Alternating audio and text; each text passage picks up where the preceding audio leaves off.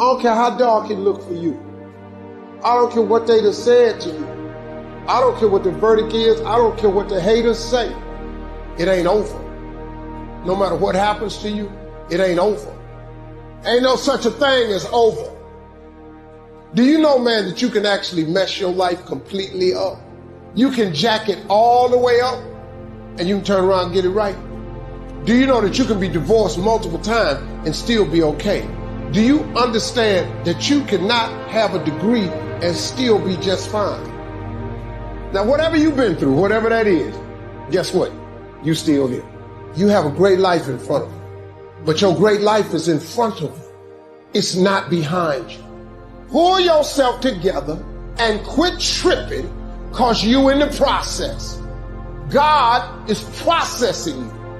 He ain't through with you. If he was through with you, you would not wake up in the morning. A classic example. An ancient Bible story says Jesus and his disciples were watching people come by and contribute to the treasury. Some came by and gave large amounts. Some gave average amounts. And some gave modest amounts. The story then continues. A little lady came along and put 2 pennies in the treasury. Jesus said to his disciples, "Look at that, the lady and the 2 pennies." They said, "2 pennies? You give us this example out of all who made a contribution? 2 pennies?" He said, "You don't understand. She gave more than anyone else." They said, 2 pennies? More than anyone else? Some have given fortunes. He said, "You don't understand. Her 2 pennies represented, I'm sure, more of what she had than the large amounts represented of what their givers had. So she gave the most." How remarkable. But let's continue the story. Sometimes what is not said or reported is also a valuable part of the story. Consider what Jesus did not do. He did not take the 2 pennies out of the treasury and run after the little lady and say, "Here, little lady, we have observed that you are so poor and so pitiful, we're going to give you back your 2 pennies. We just can't let you pay." What an incredible insult that would have been. She would surely have said, "Aren't my 2 pennies good enough? They represent a great portion of what I have. Will you take away my dignity?" No, that scene did not occur. And what a meaningful lesson. We learn from what did not happen as well. Let me give you the eloquence of silence. The eloquence of what was not reported but certainly must have been true. And it reads, Jesus left her 2 pennies in the treasury. What an important silent statement. It's of the highest philosophy. It best explains our earthly experience. Life is conditional. Value is on the other side of price. And of first importance is the act, not the amount. Everyone must pay, even if it is only 2 pennies. Now, after taxes, and I said all that to get to this, learn to live on 70%. The reason it's 70 is because you're going to be doing some very special things with the 30%. So what's left, 70%, is yours to spend. Now let's talk about the all-important subject of how you allocate the 30%. I remember one day saying to Mr. Schoaf, if I had more money, I would have a better plan. He said to me, Mr. Rohn, I would suggest that if you had a better plan, you would have more money. So it's not the amount that counts, it's the plan that counts. It's not what you allocate, it's how you allocate it. I have to say this first. No matter what you hear me say, no matter how I tell my story, no matter what piece of information I lay out in front of you, please tag that with cause of God. My life is favor.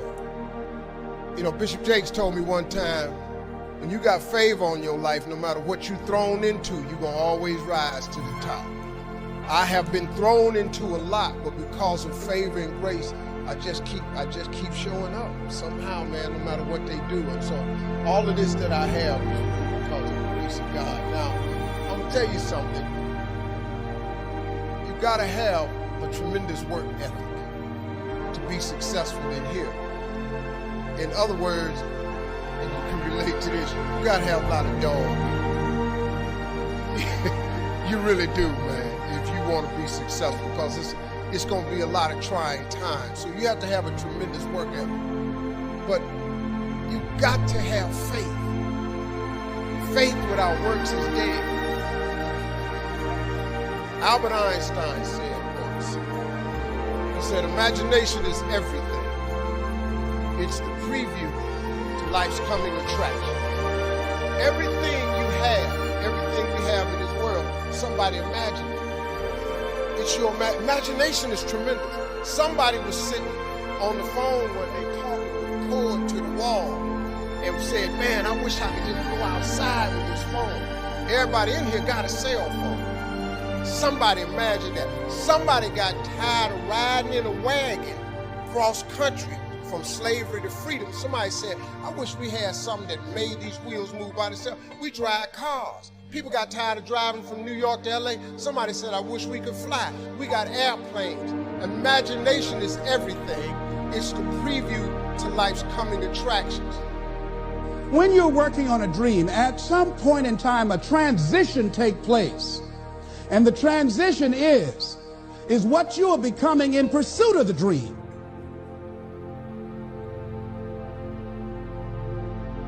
Because even if you don't get the dream, you become such a strong and powerful person. It will so change your life, you can look at something else and say, well, I think I'll go do this then. Because you have now developed yourself in such confidence and such competence in how to deal in the arena of life that you can move into another area and not miss a beat.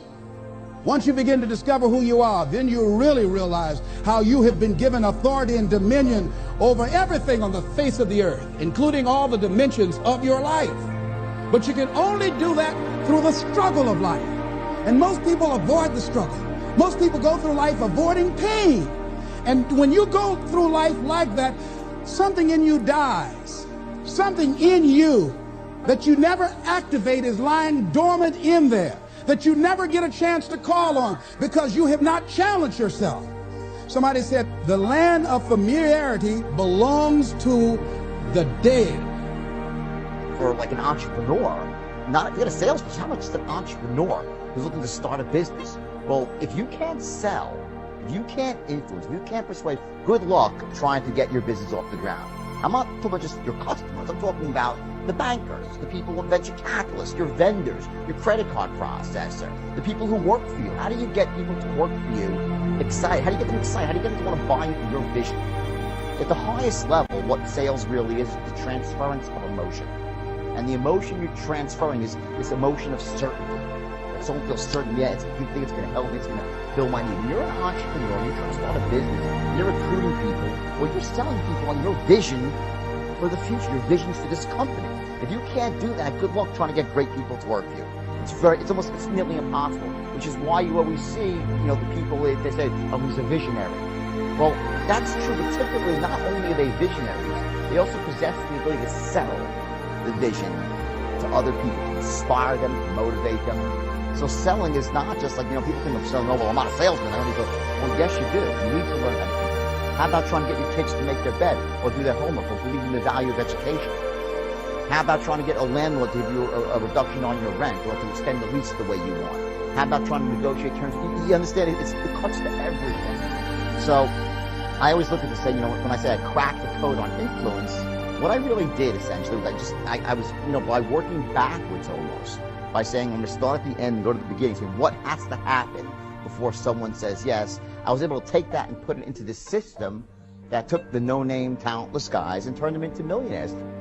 What happened with me with this film? So I accepted the film and I was really excited to take this, and I loved the idea, and I was reading it, and I gotten probably 2 weeks into my preparation for the film, and my father was diagnosed with cancer. And I was like, first it stunned me, and then it was the magical work of the universe. I could not believe that this was the film I was working on, and I was forced to face, my father's mortality. So it was rough for about a week, and I got it together, and I decided that we would use the process of the character who was suffering a loss, and I would share my preparation with my father. And so we just started talking about love, time, and death. And it was some of the most open and powerful conversations that we'd ever had. And they gave him 6 weeks, and he lived for 4 months. So about 3 months into the 6 weeks, I go to see him one day, and he said, "Man, this shit is embarrassing." And I said, "What, Dad?" He said, "Man, you tell everybody you're gonna be dead in 6 weeks. 3 months later, you still hanging around." Miss that, Dad. Yeah, I know, right? But it was so beautiful, and we got to a place that we were talking open and comedically, and really, I think I was able to embody the ideas of the loss and also the redemptive quality of the pain. The loss is bound to joy. Like pain and suffering are bound to joy. The being able to survive something is actually a big part of being able to find that next wave of joy. You appreciate smaller things, right? Like many times you will have angst and worry about things and put yourself in a state when the other person really isn't even thinking about you. So learning that I could specifically determine for myself what the boundaries were for me, what I wanted to do, give my money, give my time, give of my service to who I wanted to give it to when I did, that I get to make that decision. And just because you get 100 requests a week doesn't mean you have to try to fulfill all of that. Just because you have all of these demands on your time and on you doesn't mean that you have to say yes. You get to decide because you're the master of your fate, the captain of your soul, as William Ernest Henley said in Invictus. And understanding that really changed the meaning of my life, in that I was no longer driven by what other people wanted me to do, but took charge of my own destiny, making choices based upon what do I feel is the next right move for me. And they've made it in one generation. When we look at the wealthiest people in America today, Warren Buffett, Michael Dell, of course, Bill Gates, Paul Allen, and the Walton family, all first-generation multi-billionaires. We have a $12 trillion economy today that is growing at the rate of $500 to $600 billion a year, and all that money is going through somebody's fingers, and your job is to make sure it goes through yours and some of it sticks. Is that a good goal for today? And my job is to show you how to do it. The good news is that all the answers have been found. Self-made millionaires have been studied exhaustively. They've been analyzed. They've been interviewed by the hundreds of thousands and millions. And what we know is exactly who they are and what they do and how they think and how they tick and the decisions they make and the things that they do and they don't do. And the wonderful thing is if you do what other successful people do, you eventually get the same result that they do. Now, some people say, well, I started off without any money and I don't have any money now. Well, join the crowd. Nobody's got any money. Most people are broke up into their 40s and 50s. So if you're broke today, you're just one of the gang. The only question is, do you stay there? And the answer is no. Now, when I started off in this many years ago, I came from very poor beginnings. I did not graduate from high school. I finished in the half of the class that makes the top half possible. When I left school, I dropped out of high school. I could only get laboring jobs. I was told, by the way, if you don't get a good education, you won't do well in life. Don't get good grades, you won't get a good job. Don't go to college, you won't do well, and so on. And I believed that for a long time until I found there's hundreds of thousands, millions of people who dropped out of high school who went on to become millionaires and billionaires as well. The reason I say that to you, by the way, is don't let it hold you back. Don't let any experience that you've ever had in your life act as a brake on your potential, because there's hundreds of thousands of people who've had it worse than you could ever dream of, who've gone on to accomplish wonderful things.